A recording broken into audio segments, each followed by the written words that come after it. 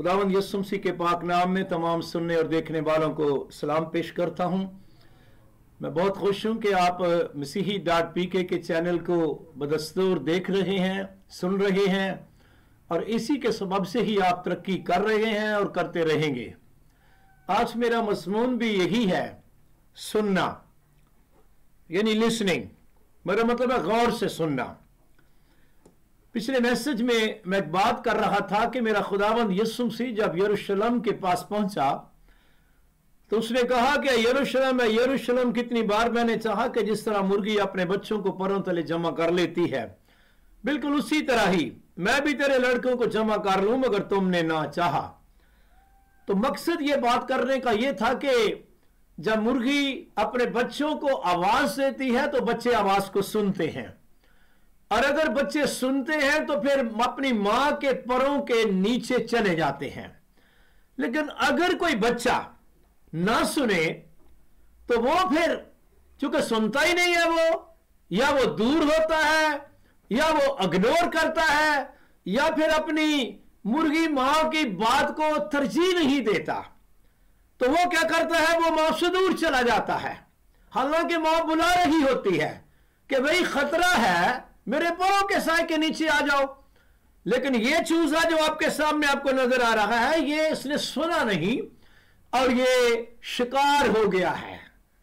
ये शिकारी से बच नहीं सका। अगर ये सुनता तो ये शिकार ना होता, मौत का शिकार ना होता। तो यूं समझिए कि पहला काम जो है वो सुनना है। अगली बात है सुनकर जो कहा जाए उस पर अमल करना। तो यूं आज हम इस सुनने के तल्लक को और गहरे तरीके पर सीखने की कोशिश करेंगे। खुदावंद का बंदा सुलेमान कहता है, लेकिन जो मेरी सुनता है, खुदा की आवाज पहुंचाता है, हिकमत की आवाज पहुंचाता है, लेकिन जो मेरी सुनता है वो महफूज होगा और आफत से निडर होकर इत्मीनान से रहेगा। जो परों के साए के नीचे है वो इत्मीनान से हैं, और जिन्होंने नहीं सुना है वो शायद जो समझ रहा है कि शायद मैं बड़ा निडर हूं, लेकिन निडर वो है, बेफिक्र वो है जो परों के साए के नीचे हैं। मेरे यीशु ने अपनी भेड़ों के बारे में कहा था, मेरी भेड़ें, उनकी एक सिफ्त है कि वो मेरी आवाज सुनती हैं और मैं उन्हें जानता हूं, और चूंकि वो मेरी आवाज सुनती है इसलिए वो मेरे पीछे भी चलती हैं। और जब वो अपने चरवाहे के पीछे चलेंगी, आपको पता ही है फिर चौपान क्या क्या करता है। वो उन्हें हरी हरी के चरागाहों पे बिठाता है, वो उनको राहत के चश्मों के पास ले जाता है। मेरे खुदावंद ने पतमस के जजीरा में यूहन्ना आरफ का जिसने मुकाशफा लिखा, यानी अपने प्यारे शागिर्द यूहन्ना को 7 कलीसियाओं को 7 खत लिखवाए, और हर खत के आखिर में मेरे खुदावंद ने हमेशा यही कहा और बोला कि लिख, जिसके सुनने के कान हो वो सुने कि रूह कलीसियों से क्या फरमाता है। ये वो बात है जो हर कलीसिया को लिखी गई है। इसका मतलब है ये कॉमन बात है। चर्च कोई भी हो, जरूरी है कि आप जहां भी होते हैं आप गौर से खुदा की आवाज को सुने। यीशु ने एक दफा अपने कलाम के सुनने के बारे में एक बहुत खूबसूरत जुबान मुबारका से अल्फाज कहे। उसने कहा, ज्यादा मुबारक वो है जो खुदा का कलाम सुनते और उस पर अमल करते हैं। ये सुनना जो है, इसे होता क्या है? सुनना आपके दिलो दिमाग पर बल्कि पूरे निजाम पर असरअंदाज होता है। आपके सामने ये तो स्लाइड चल रही है, आप कहेंगे सांप क्या क्यों बना दिया गया है भाई? और भाई इसलिए बनाया गया है, मैं आप ही से पूछने लगा हूं कि आप जो सुन रहे हैं और इस सांप को देख रहे हैं, क्या इस सांप की बात नहीं करता, एक्चुअल सांप की बात करता हूं। क्या अगर आपके सामने कोई सांप आ जाए तो आप सांप से डरते हैं? और अगर डरते हैं तो क्यों डरते हैं? उसके पीछे क्या बात है? असल बात यह है कि आपने सुना हुआ है कि सांप काट लेता है, और अगर सांप काट ले तो बंदा मर जाता है। तो अगर आपने ना सुना हो, आप कभी भी नहीं सांप से डरेंगे। मुझे पता नहीं, लेकिन मैंने सुना है, मैंने भी सुना ही हुआ है बड़ों से, कि गांव के अंदर कई दफा वो अपना अजाड़ बियाबान में भी कई दफा बच्चे होते देहाती लोगों के, और वो सांप के साथ खेल रहे होते। क्यों? क्योंकि उनको पता ही नहीं है कि ये क्या चीज है, ये खतरनाक है। तो मतलब कहने का ये है, ये सुनने के सबब से आपके दिल पर भी, आपके दिमाग पर भी, गर्ज के पूरे निजाम पर असर होता है। वो किस तरह का असर होता है? वो जिस तरह का आपने सुना हुआ है। मैं आपको मुल्क कनान में लेकर जाने लगा हूं। मुल्क कनान में मूसा मर गया, और मूसा का खूबसूरत प्यारा शागिर्द, उसकी रफाकत में रहने वाला यशवा बनी इस्राइल का दूसरा लीडर बना, और वो उनको लेकर मुल्क कनान में दाखिल हुआ। अब इससे पहले कि वो यर्दन क्रॉस करते, कलाम कहता है कि यशवा ने 2 मर्दों को यरू के शहर में बेचा, क्योंकि यरू का शहर मजबूती के साथ बंद था। उसके चारों तरफ बहुत बड़ी फसील थी, और इतनी बड़ी फसील थी कि उसके ऊपर लोगों ने घर बनाए हुए थे। तो यशवा ने, जिस तरह का भी मूसा ने 12 जासूस भेजे थे, अगर यशवा ने भी 2 जासूस भेजे यरहू के शहर में, जाओ देखो बालो। अब ये दोनों बंदे चले गए। कहां गए? ये रहब फाशा के घर, जिसका दिगर दीवार के ऊपर था, ये उस घर के अंदर चले गए। और किसी तरीके से यह खबर यरहू के बादशाह को पहुंची कि हमारे शहर में वो कौम जो बाहर आई है, फिर रही है, उसके 2 बंदे आए हैं। तो उसने जल्दी के साथ कुछ फौजियों को या खास लोगों को भेजा और पता किया कि वो 2 बंदे जो आए हैं वो किधर है। तो ये राम फाशा, जिसका घर फसील के ऊपर था, इसने उनको कहा कि वो आए तो थे लेकिन चले गए हैं, सूर्य ग्रुप होते चले गए हैं। लेकिन उनको सन की लकड़ियों के ऊपर के नीचे छत पे उसने सुला दिया। इससे पहले कि वो सोते, कलाम कहता है कि रहब फाशा उनके पास गई और जाकर उनको रिपोर्ट देती है। मैं इस रिपोर्ट को चाहता हूं कि पढ़ो। उनको कहती है, अगर आप निकालें तो ज्यादा अच्छा होगा, क्योंकि मुझे अच्छा लगता है कि आप मेरे साथ साथ बाइबल मुकद्दस को पढ़ें। यशवा की किताब, उसका 2 बाब है, और उसकी मैं 7वीं से पढ़ने लगा हूं। और ये लोग यर्दन के रास्ता पर पयाबों तक उनके पीछे गए, और जो ही उनका पीछा करने वाले फाटक से निकले, उन्होंने फाटक बंद कर लिया। उसके बाद 8वीं में लिखा है, तब रहब फाशा जो है छत पर उन मर्दों के लेट जाने से पहले उनके पास गई और उनसे यूं कहने लगी। सुनिए जरा, क्या कहने लगी? कि मुझे यकीन है कि खुदावन ने यह मुल्क तुमको दे दिया है, और तुम्हारा रोब भी हम लोगों पर छा गया है, और इस मुल्क के सब बशिंदे तुम्हारे आगे घुरे जा रहे हैं। क्यों भाई, क्या हुआ है?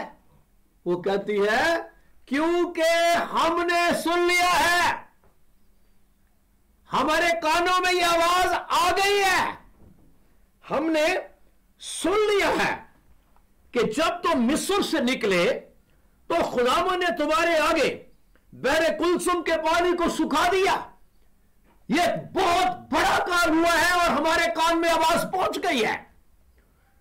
और तुमने अमूरियों के दोनों बादशाहों सेऊन और ऊज के जो यर्दन के उस पार थे, और जिनको तुमने बिल्कुल हलाक कर डाला है, क्या किया है।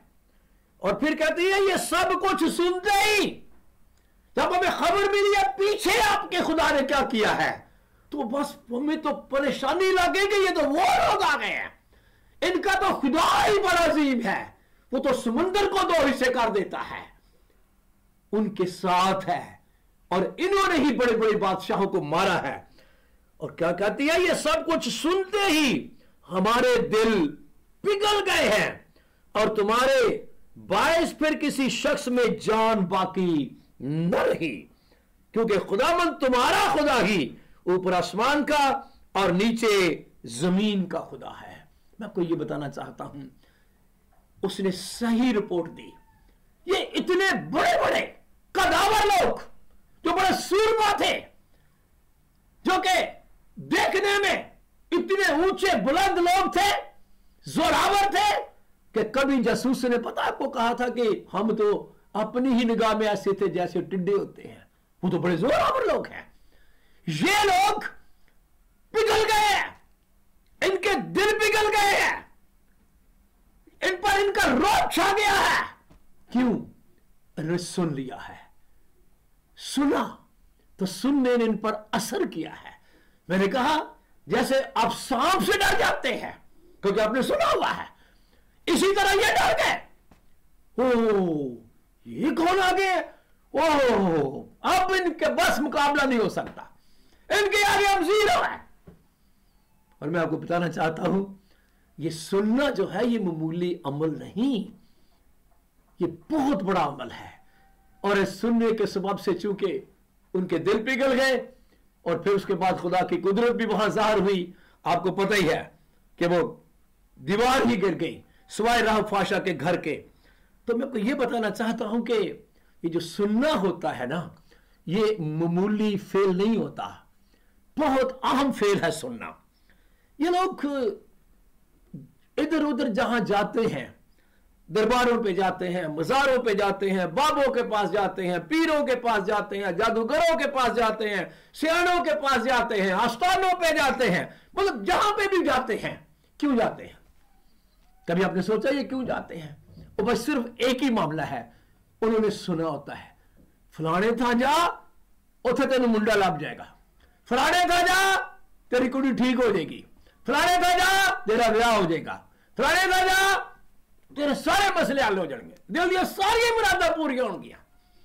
सुना है, किसी ने सुनाया है, तो जो आपको सुना दिया है वो आपके दिल में बैठ गया है। मैं एक शख्स का जिक्र करने लगा हूं जिसने कभी सुना था। आपको इसी यरू के शहर में मैं दोबारा लेके जाने लगा हूं। अब ये वो यरू तो नहीं है, जगह वही है, क्योंकि वो यरू तो बर्बाद हो गया था, दोबारा नया यरू बना है। इस यरू में कभी मेरा खुदामंद कई दफा गया है। एक दफा मेरा खुदामंद इस यरहू के शहर से निकल रहा था और इस यरहू के शहर में एक बंदा था, मुझे नहीं पता जन्म से ही अंधा था, लेकिन वो कलाम कहता है कि वो अंधा था। नाम था उसका बरतमाई, बाप के नाम था तमाई। बाप ने अपने बेटे का नाम बरतमाई रखा हुआ था। अंधा फकीर था, मांगता था बेचारा, और वो सुबह शायद उसको बैठाते थे, सारा दिन लोगों से मांगता रहता। अब शायद मुझे यूं लगता है किसी ऐसे बंदे की मुलाकात इस अंधे से हो गई, बरतमाई से हो गई, जिसने इसको बताया बरतमाई मैं भी तेरी तरह अंधा था, वो शायद हो सकता है मैं तेरी तरह मांगता ही होता, मैं ठीक हो गया हूं, मेरी आंखें खुल गई है। तुझी आंखें खुल गई है? कैसे खुल गई है? सुन मैं तुझे बताऊं, एक शख्स है जिसका नाम है यस्सु इब्ने दाऊद कहलाता है। वो अगर कहीं गलती से शहर में आ जाए ना, वो आंखें खोलता है। मैं भी तेरी तरह ही था, देख मैं बिल्कुल वो देख रहा हूं। और ये बड़ा काम उसी ने किया है और कोई नहीं आंखें खोल सकता सिवाय यस्सु इब्ने दाऊद के। जेल में बिठा ले, अगर कहीं यस्सु इब्ने दाऊद इधर आ जाए तो उसको जाने ना देना। अच्छा ठीक है, ठीक है, बस सही है, मुझे समझ आ गई है। कलाम कहता है यस्सु एक दिन यरू के उसी शहर में से गुजर रहा था और शहर निकल गया था बाहर, निकल रहा था यरू से। एक बहुत बड़ी भीड़ उसके थी, पास में पीछे थी, और ये बरतमाई राह के किनारे बैठा हुआ था। किसी से पूछा ये क्या शोर हो रहा है भाई, ये क्या शोर है भाई? किसी ने उसको बताया ये यस्सु इब्ने दाऊद जा रहा है। यस्सु इब्ने दाऊद जल्दी से कलाम कहता है, मैं चाहता हूं आप इसको जरूर पढ़े। मरकुस की इंजील के 10वें बाब में, जैसे आपके सामने स्लाइड है, ये वहां पे सारा वाक्य लिखा हुआ है, मैं तो सिर्फ एक्सप्लेन कर रहा हूं। तो जो इसको पता चले यस्सु इब्ने दाऊद, चला उठा, यस्सु इब्ने दाऊद मुझ पर अहंकार। पता नहीं उसने कितना शोर किया। कुछ लोग थे बड़े इंतजामी किस्म के, उनको चुप कर, शोर नहीं कर। लेकिन उसको तो पता था यस्सु चला जाएगा, उसने सुना ही ना तो क्या बनेगा। वो और भी जोर से चलाया, इतना जोर से चलाया कि यीशु के कान तक उसने अपनी आवाज पहुंचा दी। और जब आवाज पहुंच गई, वैसे तो यीशु मांगने से पहले जानता है। यीशु खड़ा हो गया। यीशु ने कहा इसको मेरे पास लेकर आओ, तो भाई बरतुमाई को मेरे पास लेकर आओ। बरतुमाई तू क्या चाहता है मैं तेरे लिए करूं? तो पता ही है, मैं चाहता हूं मैं बीना हो जाऊं। मेरे भाई मेरी बहनों सुनने वालों, ये शख्स, इसका चलाना जबरदस्त हुआ, कामयाब हो गया। इसके चलाने से इसकी आवाज खुदावंद के पास पहुंच गई। बेशक वो मांगने से पहले ही जानता है। मैं आपको बताना ये चाहता हूं कि ये शख्स बीना हो गया है। इसने सुने हुए से फायदा उठाया है। कई दफा हम सारी जिंदगी सुनते रहते हैं, करते कुछ भी नहीं, और सुनने के बाद जो अगला काम है वो अमल करना होता है। मैं चाहता हूं आप इस सिस्टम को समझे। इस अंधे बरतुल्माई से पूछे या सीखे, सुना हुआ काम कैसे आता है। जो उसने सुन लिया था उसको बुरुकार लाया है और उसकी आंखें खुल गई हैं। पौलुस कह रहा था ये जो ईमान है ये सुनने से तो पैदा होता है। ईमान का बड़ी सादा सी तशरीह वो कर रहा था। कह रहा था क्योंकि हम ईमान पर चलते हैं ना कि आंखों देखे पर। ईमान, आपको पता है इस बरतुल्माई को क्या कहा मेरे यीशु ने? जा तेरे ईमान ने तुझे अच्छा किया।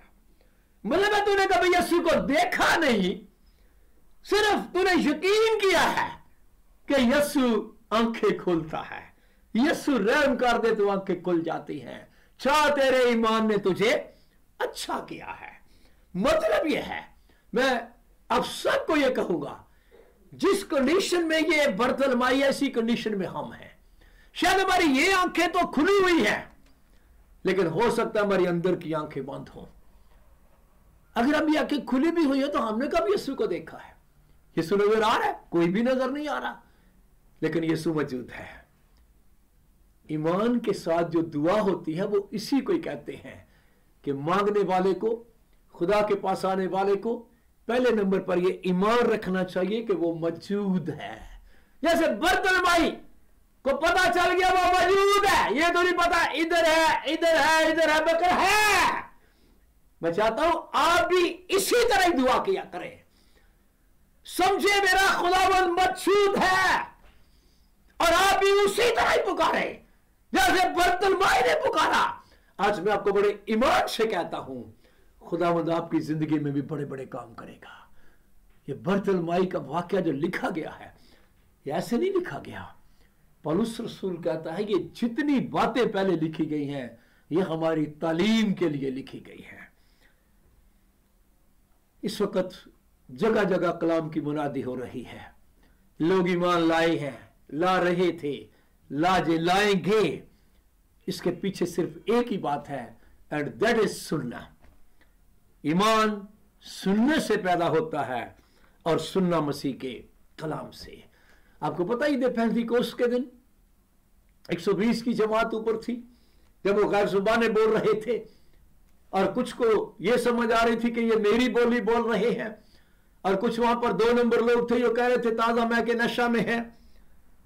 लेकिन पतरस खड़ा हुआ 11 के साथ, और उसने पूरा बयान दिया कि ये जो रूह कुद्दस के सबब से हम गैर जुबानें बोल रहे हैं, ये खुदावंद यीशु ने नासल किया है, जिसको तुम लोगों ने कुछ अरसा पहले मसलूब कर दिया था। ये उसी के सबब से ही है। कलाम कहता है जब उन्होंने सुना तो उनके दिलों पर चोट लगी, और वो पूछने लगे भाइयों हम क्या करें? अरे सुनने के बाद अगला क्वेश्चन है हम करें क्या?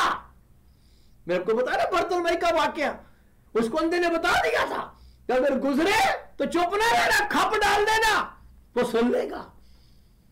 यही बात पतरस ने कही, तौबा करो। अब मैं आपको भी कहता हूं तौबा करो, और पतरस ने जो कुछ कहा मैं अब सुनने वालों को भी यह कहता हूं, तो में से हर एक अपने गुनाहों की माफी के लिए उसी खुदावंद यीशु मसीह के नाम पर बपतिस्मा लो, तुम भी रूह कुद्दस नाम में पाओगे। और कलाम कहता है 3000 ने इस बात को कबूल कर लिया, और उसी दिन उन्होंने बपतिस्मा ले लिया। सुनने के सबब से, सुनने के सबब से। जब सुने तो उसके बाद फिर उसको अमल में लाएं। पूछे क्या करूं? ये जो सुनने और सुनाने का अमल है, सच्ची बात यह है, यही तो निजात का बाइस है। निजात कैसे मिलेगी? सुनने और सुनाने के अमल के सबब से ही। मेरा दिल करता है कि मैं आपको बताऊं, पौलुस और सिलास काठ में उनके पांव ठुके हुए हैं, अंदर के कैदखाना में बेचारे जकड़े हुए हैं, लेकिन खुदा की हम्द के गीत गा रहे हैं और दुआ कर रहे हैं। आपको पता ही क्या हुआ? बहुत बड़ा बंशाल आया, कलाम कहता है। फिर क्या हुआ? कैद खाना की नींव हिल गई। फिर क्या हुआ? कैदियों की बेड़ियां खुल गई। फिर क्या हुआ? कैद खाना के दरवाजे भी खुल गए। फिर क्या हुआ? दरोगा जाग उठा। फिर क्या हुआ? दरोगा ने समझा भाग गए हैं सारे कैदी, सब कुछ खुला पड़ा है। तलवार निकाली और अपने आप को खुदकशी करना चाहता था, कत्ल करना चाहता था। पौलुस ने देख लिया। पौलुस ने कहा, भाई अपने तय नुकसान न पहुंचा, हम सब इधर मौजूद हैं। वो चिराग मंगवा कर अंदर गया। उसने हैरान हो गए, ये सारे इधर ही है, ये गए तो कहीं भी नहीं है, ये भागे नहीं है। कलाम कहता है वो गिर गया पौलुस और सिलास के आगे और कहता, भाइयों मैं क्या करूं कि निजात पाऊं? आपको याद है उसने क्या कहा था पौलुस और सिलास ने? तू यीशु पर ईमान ला, तू और तेरा घराना निजात पाएगा। सिर्फ तू ही नहीं, तेरा घराना भी निजात पाएगा। ये मसीही नहीं, यहूदी है। निजात पाने की जरूरत है यहूदी को। यहूदी को निजात पाने की जरूरत है। तेरे घराने को भी निजात पाने की जरूरत है। उसको समझ आ गई। पूछता होगा घराना कैसे निजात पाएगा? जरूर पर उसने बताया होगा, जब कलाम सुनेगा निजात पाएगा। वो उनको घर ले गया। मैं चाहता उसको पढ़ो, ईमान की किताब के 16वें बाब में। मेरे साथ चलिए आप, मेरे साथ रहिए आप। ईमान की किताब का 16वां बाब है। यह आपने कई दफा सुना पड़ा है। 29वें में लिखा हुआ है, वो चिराग मंगवा कर, यानी दरोगा, अंदर झाकूदा और कांपता हुआ पौलुस और सिलास के आगे घिरा और उन्हें बाहर लाकर कहा कि साहबो, क्वेश्चन किया, मैं क्या करूं कि निजात पाऊं? उन्होंने कहा, खुदावंद यीशु पर ईमान ला, तू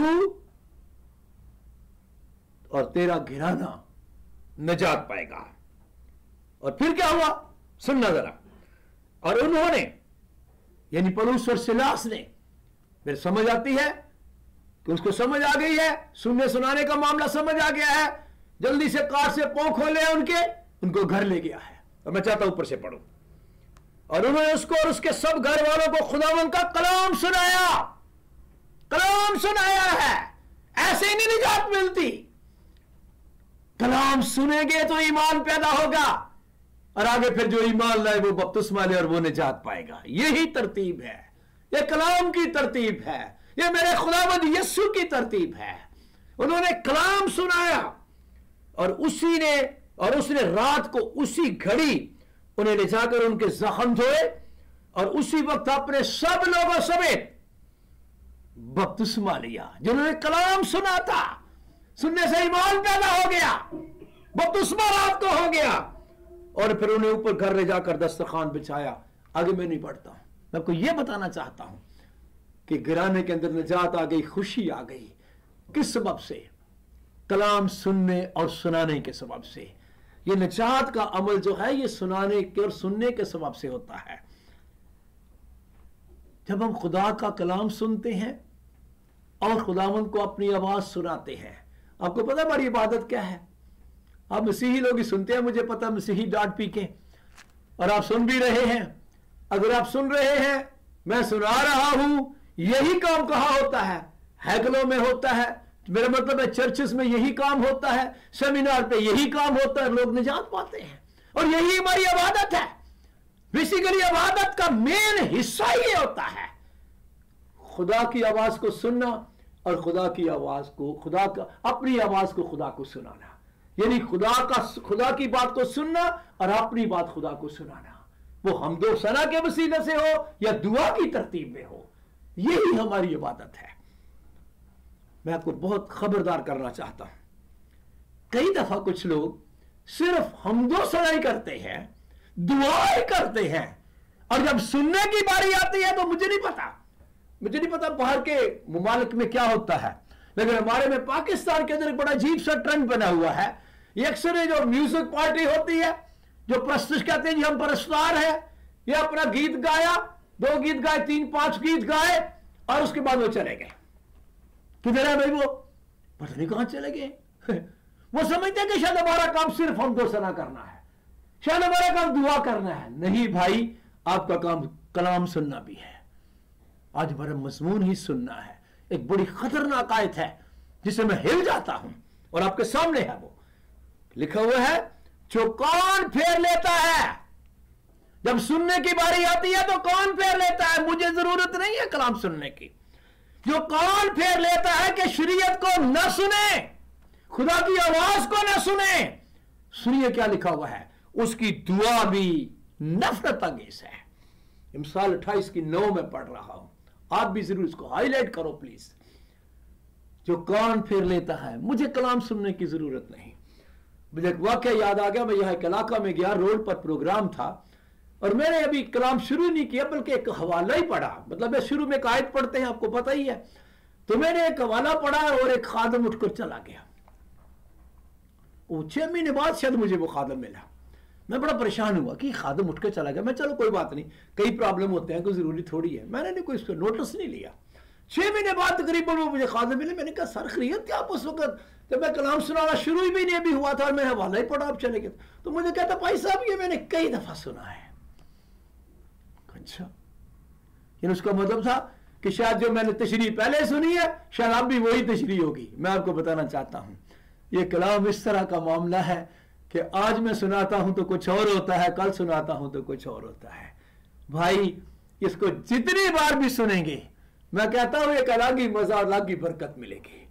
एक बंदा मुझे कह रहा था भाई जी मैं मसीही डांट पी के पे 1 दफा नहीं, मैं 3 दफा आपका मैसेज सुनता हूं। मैंने कहा वेरी गुड, शाबाश। जब 3 दफा पढ़ते हैं, 3 दफा सुनते हैं, फिर ही तो समझ आती है। सो मैं आप लोगों को, सुनने वालों को रिक्वेस्ट करूंगा, आप भी कलाम सुनते हैं, 1 दफा ना सुना करें, ट्वाइस, थ्राइस, 4 टाइम, जितना ज्यादा सुन सके, क्योंकि सुनने से ईमान पैदा होता है।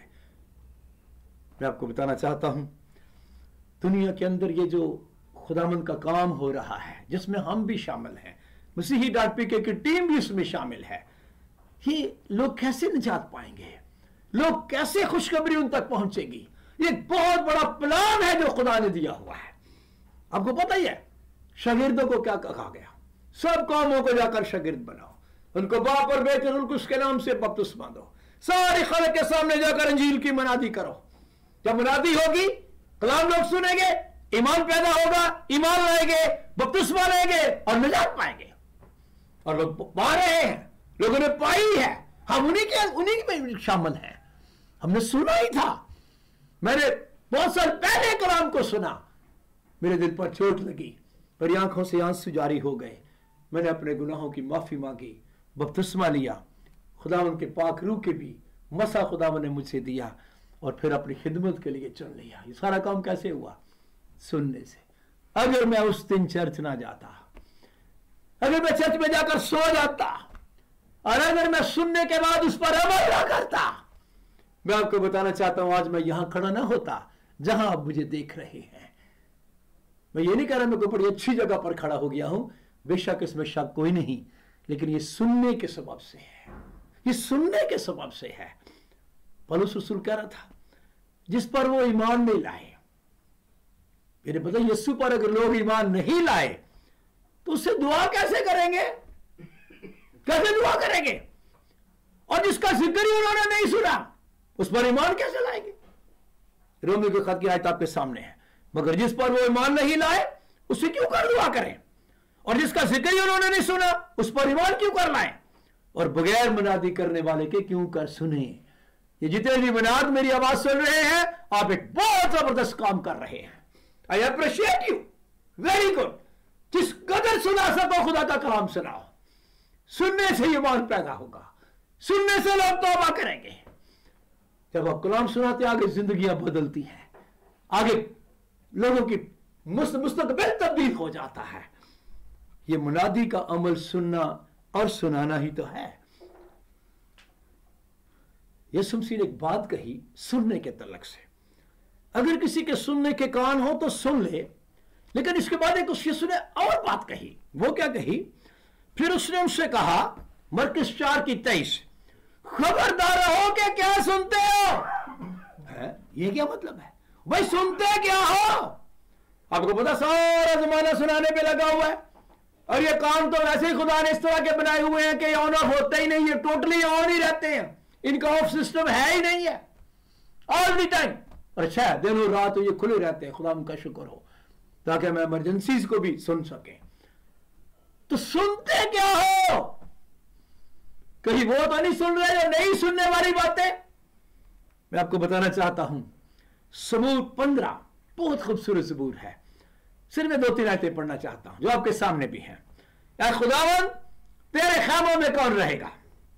आपको पता यशवा खैमा में रहता था, मूसा खैमा में जाया करता था, जो खुदा का तालब होता वो खुदा के खैमे में जाया करता था। कौन खैमे में रहेगा? क्वेश्चन है। खुदावन, तेरे खैमों में कौन रहेगा? तेरे कोई मुकद्दस पर कौन सुकुन्नत करेगा? कौन? पहला क्वेश्चन। जवाब सुनिए, कौन खैमा में रहेगा? कौन खुदा की जूरी में रहेगा? कौन खुदा के कोई मुकद्दस पर सुकुन्नत करेगा? पहले नंबर पर वो जो रास्ती से चलता है और सदाकत का काम करता है और दिल से सच बोलता है। और अगली बात, वो जो अपनी जुबान से बहतान नहीं बांधता, कैसे है उससे बढ़कर नहीं बात करता, जितनी है वही, बढ़ाता घटाता नहीं है, और अपने दोस्त से भी बदी नहीं करता। और एक खास चीज सुनिए, और अपने हमसाया की बदनामी नहीं सुनता। भाई हमसाया से तो अपने बराबर मोहब्बत रखनी है, आप उसकी बदनामी सुनना शुरू कर देंगे तो उससे मोहब्बत तो खत्म हो जाएगी आपकी।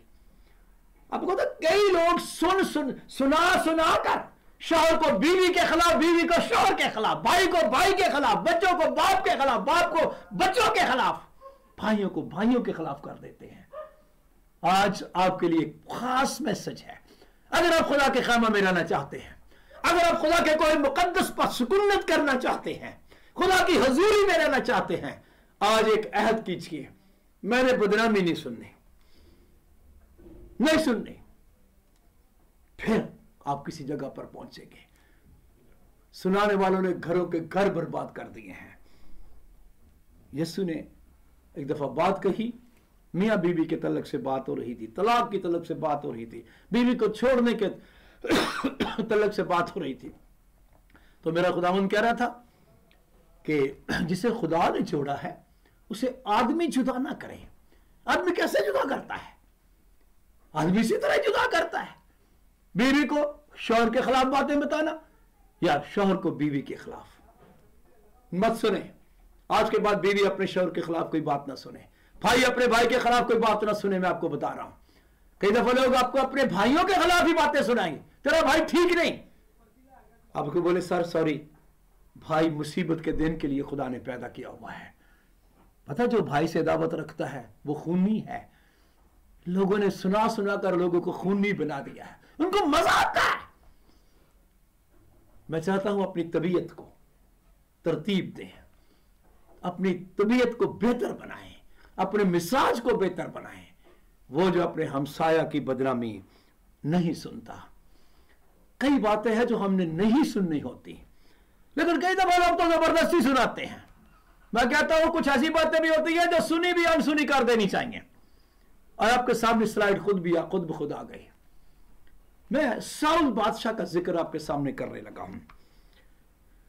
बनी इस्राएल कौम जब मुल्क कनान में पहुंच गई, उन्होंने बादशाह मांगा। खुदा ने पहला बादशाह जो उनको दिया वो साउल था, कैस का बेटा साउल, जो अपने बाप के कभी गधे ढूंढने के लिए निकला था।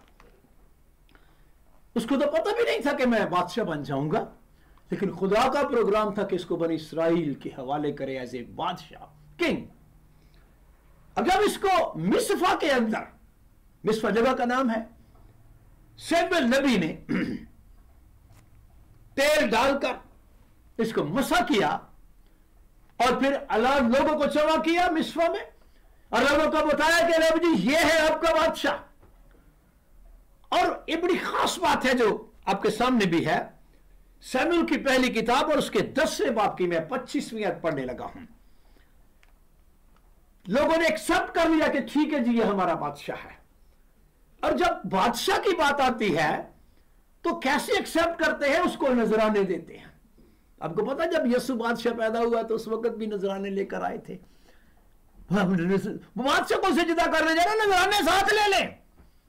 ये यहूदियत के कल्चर में, ये बाइबल के कल्चर में है कि बादशाह को नजराने दिए जाते हैं। अब भी लोग यीशु बादशाह को नजराने देते हैं। अब ये शाऊल बादशाह को नजराने देने शुरू हो गए लोग, लेकिन एक शरीरों का वहां जत्था था। बेशक ज्यादा लोग तो वो थे जिन्होंने शमूएल के कहने पे शाऊल बादशाह को बादशाह कबूल कर लिया कि भाई अगर नबी ने मसा किया तो नबी तो खुदा के कहने पे मसा कर रहा है। तो लोगों ने एक्सेप्ट कर लिया और नजराने देने शुरू कर दें, ये बादशाह हम आपको बादशाह तस्लीम करते हैं, हम ये देते हैं, आपको नजराने देते हैं। लेकिन एक छोटी सी जमात थी जिन्होंने उसको एक्सेप्ट ना किया। मैं चाहता हूं ऊपर से पढ़ो, लेकिन पर शरीरों में से जो खुदा के कलाम के खिलाफ होते हैं, पहले नंबर पर तो वो शरीर होते हैं। ये भी ध्यान में रखें भाई, खुदा किसी को बादशाह बना रहे हैं और आप एक्सेप्ट नहीं कर रहे तो आप क्या हैं? आप साधक हैं, आप तो शरीर है। लेकिन पर शरीरों में से बाज कहने लगे कि ये शख्स हमको किस तरह बचाएगा, पढ़ा लिखा नहीं है, लामत लम्बा तो है और आया था गधे ढूंढने और पता नहीं ये बादशाह बन गए, ये कैसे छुड़ाएगा? क्योंकि फिलिस्तीनियों के साथ जंग शुरू से रही उनके साथ। तो शरीर कहने लगे कि ये शख्स हमको किस तरह बचाएगा। सो उन्होंने उसकी तहकीर की और उसके लिए नसराने न लाए। शाऊल ने देखा है ज्यादा लोग नसराने लाए लेकिन कुछ नहीं लाए, कुछ ने मुझे कबूल नहीं किया और सुन भी लिया उसने। ये शरीर क्या कह रहे हैं, सुन लिया उसने, ये हमको कैसे छुड़ाएगा फिलिस्तीनियों के हाथ से।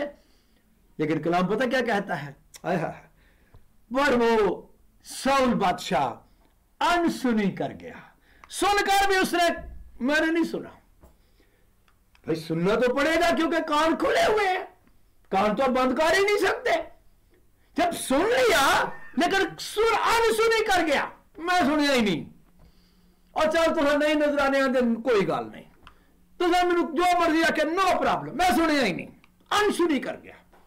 यह शाऊल की बहुत बड़ी खूबसूरती है। 10वें बाब में, पहले शमूएल 10वें बाब में इसकी तबीयत बड़ी खूबसूरत है। यह अनसुनी कर रहा है और बड़ा अच्छा चल रहा है। चलते चलते चलते चलते आगे 15 बाब भी आ गया, 16 बाब 17 बाब भी आ गया। लेकिन जब 18 बाब आया तो वहां पर मैं इसी शाऊल की बाबत इसकी तबीयत में देखता हूं, वो जो अनसुनी वाला मामला था अब ये अनसुनी नहीं कर रहा। आपको पता है कि जाति जूलियत को जब दाऊद मारकर आया है, उसका सर उठाकर लेके आ रहा था और पता चल गया पीछे इस्राएल के अंदर कि वो जाति जूलियत तो 40 दिनों से बड़े चैलेंज कर रहा था, एक लड़के ने उसका काम तमाम कर दिया है। कौन सा लड़का? यसी का बेटा दाऊद। और औरतें निकली इस्तकबाल को और उनको समझ नहीं आ रही थी कि दाऊद को किस तरह अप्रिशिएट करें। मुझे लगता है चलते चलते उन्होंने को गीत बना लिया और शायद गीत भी बड़ा अजीब सा बना लिया। वो कहने लगी शाऊल ने तो हजारों को, दाऊद ने लाखों को मारा है, क्योंकि वो जाति जूलियत लाखों की माने देख था, उसको ज्यादा अप्रिशिएशन वो दे रही थी। दाऊद ने लाखों को मारा है। अब शाऊल भी सुन रहा था। अब गौर से आप भी सुनिए, इस्तकबाल किसका हो रहा है? शाऊल का। फतह किसने पाई है? शाऊल ने। मुबारकें किसको मिल रही है? शाऊल को।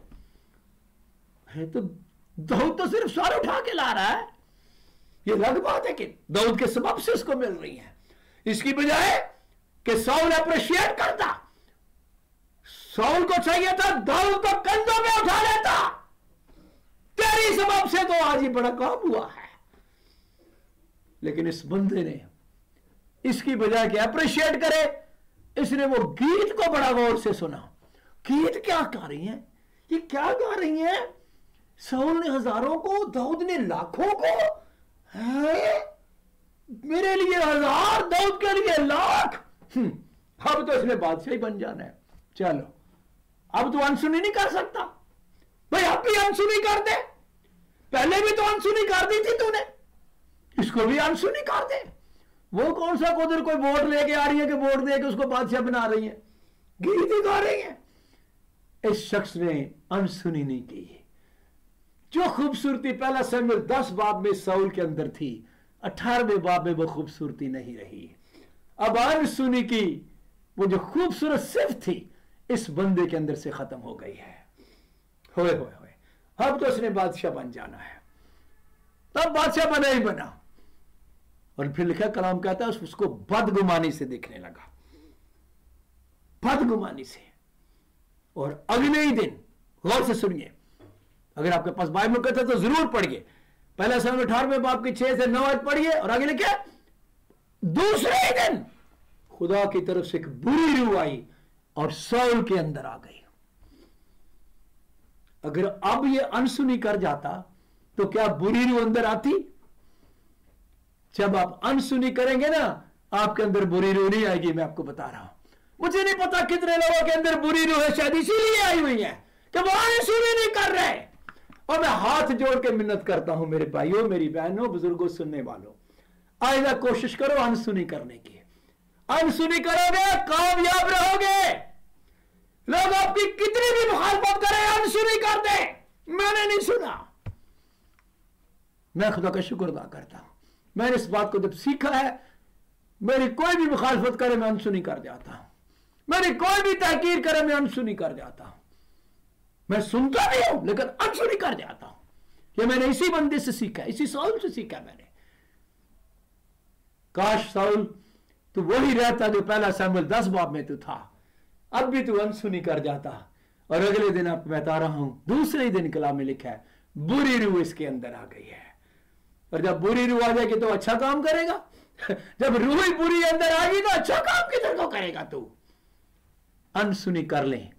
मैं आप सबको दरखास्त करता हूं, घरों के अंदर बड़े मसाइल होते हैं, शौहर बीवी कई बातें अनसुनी किया करे, सास बहू कई बातें अनसुनी किया करो, कई चीजें अनसुनी किया करो, नंद भाभी कई बातें अनसुनी किया करें अगर आप तरक्की करना चाहते हैं।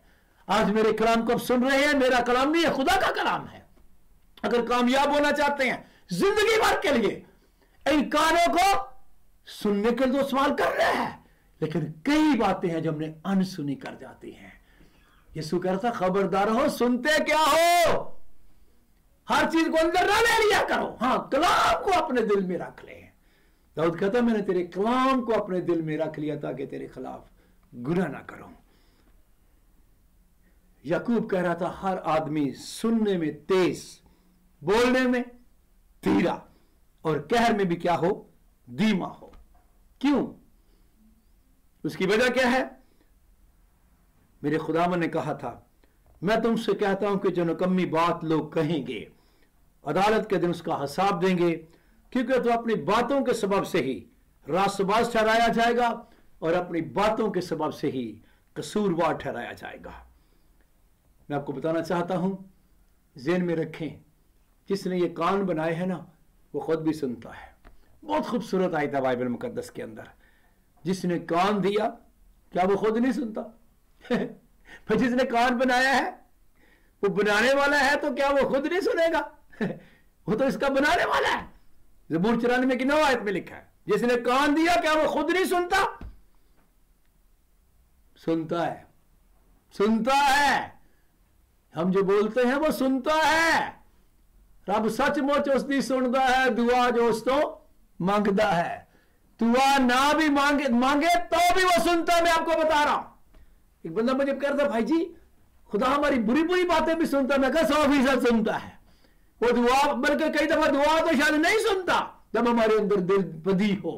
बदी मेरे दिल में हो गई जरा, कभी भी ना मेरी सुनेगा खुदा, लेकिन हमारी आम बातें खुदा सुनता है। कैसे पता चलता है? आपको पता, जब ये मुल्क कनान में जा रहे थे और ये रास्ता में थे, 40 साल बियाबान में सफर करते रहे, और ये क्या करते रहे? अक्सर औकात इनके मुंह से शिकायतें निकलती रही। ये हमेशा खुदा की शिकायत ही करते रहते हैं, ये नहीं है, वो नहीं है, खाने को ये नहीं है, पीने को वो, अरे बस सब कुछ खुदा मैया कर रहा है, फिर भी ये शिकायतें करते रहते। और कई दफा तो इतने तंग आ जाते, मूसा को कहते काश के हम उधर मिस्र में मर जाते, क्या काश हम इस बियाबान में मर जाते, तू कहां लेके जाना चाह रहा है। और खुदा सुनता था, खुदा उनकी सारी बातें सुनता था। कई दफा जो बड़े बोल रहे होते हैं, छोटे भी वही बोल रहे होते हैं। ये भी मैं आपको बता दूं, जेल में रखें, ये छोटे जो है ना सुनते हैं, जो को सुनते हैं, जो बड़े बोलते हैं वही सुनते हैं, याद रखना वही बोलते हैं। ये बच्चे जो बोलते हैं इन्होंने बड़ों से सुना होता है, मैं आपको बता रहा हूं। तो ये क्या बोला करते थे, अक्सर बोलते क्या हम मिस्री में मर जाते, काश हम बियाबान में मर जाते। एक दिन खुदा ने मूसा को बुलाया, मूसा इधर आ, ये बनी इस्राएल जो मेरे बरखिलाफ शिकायतें करते रहते हैं, मैंने वो सब शिकायतें सुनी हैं, एक नहीं सारी शिकायतें सुनी हैं, सो तुमसे कह दे, क्योंकि ये कुछ उन्होंने कहा है और मैंने सुना है और शिकायतें सुनी हैं। खुदावंद फरमाता है, मुझे अपनी हयात की कसम कि जैसा तुमने मेरे सुनते कहा है, मैं तुमसे जरूर वैसा ही करूंगा कि तुम्हारी लाशें इसी बियाबान में पड़ी रहेंगी। क्योंकि उन्होंने कहा क्या था, काश हम बियाबान में ही मर जाते, काश हम बियाबान में मर जाते। गिनती की किताब के 14वें बाब में सब कुछ लिखा हुआ है। जो कुछ इन्होंने कहा खुदावंद ने इनके साथ वही किया, क्योंकि खुदावंद ने सुना है। आपको पता 80 साल से ऊपर कोई भी नहीं जाता था, 70 वरे दे 80 वरे दे आखिर नो फिर भी फना। ये मूसा का ही ज़बूर है, बियाबान में 80 बरस से ऊपर कोई भी नहीं जाता था। किस सबब से? क्योंकि हम कहा हुआ है काश हम बियाबान में मर जाते। खुदावंद ने सुन लिया है, जो कहते हो वैसा ही करूंगा। भाई बी केयरफुल, बी केयरफुल। हम कहते पता नहीं क्या बोलते रहते हैं, शुक्र है जिन्ने च खुदा ने रखे है। ये क्या मतलब जिन्ने च खुदा ने रखे है? ये तो शुक्रापान है। क्या ये शुक्र गुजारी है? जिन्हें शुक्रापान है, मैं आपको बता रहा हूं ना, शुक्र करें। कलाम कहता है हर एक बात में खुदा उनका शुक्र अदा करें। मेरे भाई, सुनने में तेज, बोलने में धीरा और कहर में धीमा। मैं आखिर में एक और बात कहूंगा। खुदावंद अभी इनको लेके जब जा रहा था तो खुदावंद ने इनको कहा कि बने इस्राएल के 12 बेटे हैं, आगे 2 पहाड़ थे, एक कोहे गर्जीम था और एक कोहे एबाल था। ये साथ साथ है, आपके सामने तस्वीर भी बनी हुई है। तो खुदावंद ने कहा कि 6 भाई खड़े हो जाए कोहे एबाल के ऊपर, वो लोगों को लानत सुनाए, और 6 भाई खड़े हो जाए कोहे गर्जीम के ऊपर और वो लोगों को बरकत सुनाए। और खुदा की तरतीब है ये। इस्तिशना 27वें बाब में मैं आपको लेके जाना चाहता हूं, 28वें बाब में, 27वें बाब में लानते हैं, 28वें बाब में खुदा ने कुछ कहा। मैं चाहता हूं कि मैं दूसरी आयत से बात को शुरू करूं। इस्तिशना की किताब के 28वें बाब में खुदा ने कहा मूसा को कि ये 6 लोग जो कोहे गर्जीम के ऊपर है, बनी इस्राएल के 6 बेटे, ये लोगों को बरकत की बातें सुनाएं। और बात यहां से शुरू की कि अगर तुम खुदा का हुक्म मान तो उस पर अमल करोगे तो क्या क्या तुम्हारे साथ होगा। और बिलखुसूस दूसरी आयत मैं पढ़ना चाहता हूं जो आपके सामने भी है।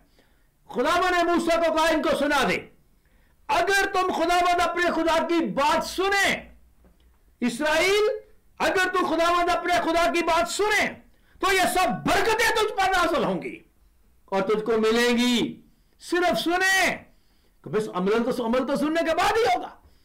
पहली बात है सुने, अगर तू खुदावंद अपने खुदा की बात सुने तो ये सब बरकतें, और आगे बरकतों की बड़ी लाइन लगी हुई है, नाज़िल होगी बल्कि मिलेगी। क्या है? शहर में भी तू मुबारक होगा, खेत में भी तू मुबारक होगा, अगर तू खुदावंद अपने खुदा की बात सुने। तेरी औलाद, तेरी जमीन की पैदावार और तेरे चुपायों के बच्चे सब मुबारक होंगे। क्या कर रहे हैं? अगर तू खुदावंद अपने खुदा की बात सुने, तेरा ठोकरा और तेरी खटौती दोनों मुबारक होंगे। अगर तू खुदावंद अपने खुदा की बात सुने, खुदावंद तेरे दुश्मनों को तो तुझ पर हमला करने के लिए आए, तेरे आगे शिकस्त आएगा। अगर तू खुदावंद अपने खुदा की बात सुने। खुदावंद तेरे बारखानों में और सब कामों में जिनमें तू हाथ लगाए बरकत देगा। क्या करे?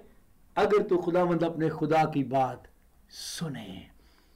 मैं आपको यह बताना चाहता हूं, ये सुनने के अमल के साथ आगे बरकतों की लाइन लगी हुई है। आप क्या सुन रहे हैं? क्या सुन रहे हैं? मैं आपको मुबारकबाद पेश करता हूं। आप कलाम सुन रहे हैं, आप खुदा की आवाज सुन रहे हैं। सुनते ही रहें, सुनते ही रहें।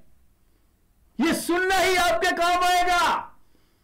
एक दफा नहीं, कई दफा सुना करें। हमारी बात नहीं, खुदावंद रब्बुल अफ़वाज की बात।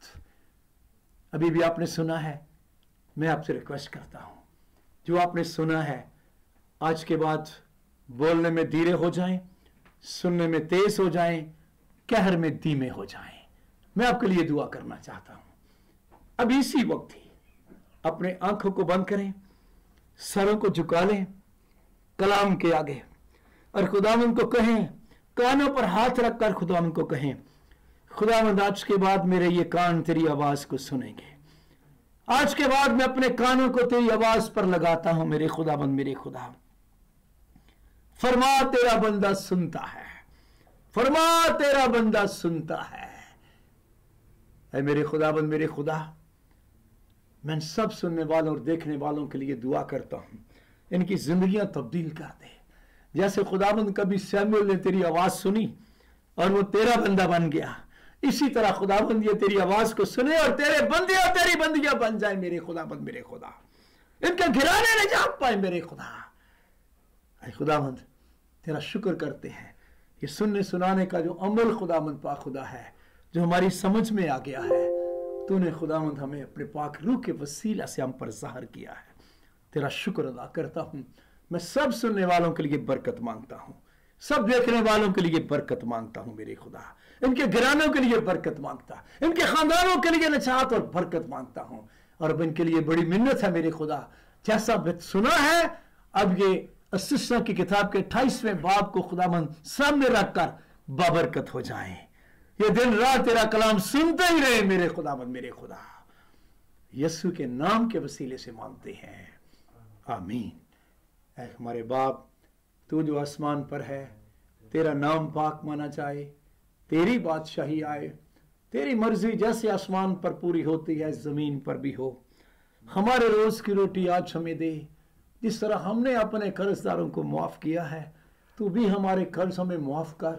हमें आजमाइश में ना ला, फल के बुराई से बचा, क्योंकि बादशाही, कुदरत और जलाल हमेशा तेरे हैं, आमीन।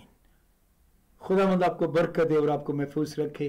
खुदावंद अपना जलाली चेहरा आप पर जलवा फरमाए, आप पर मेहरबानी रहे। खुदावंद अपना जलाली चेहरा आपकी तरफ मतवज्जो रखे और आपको बड़ी सलामती बख्शे, आमीन।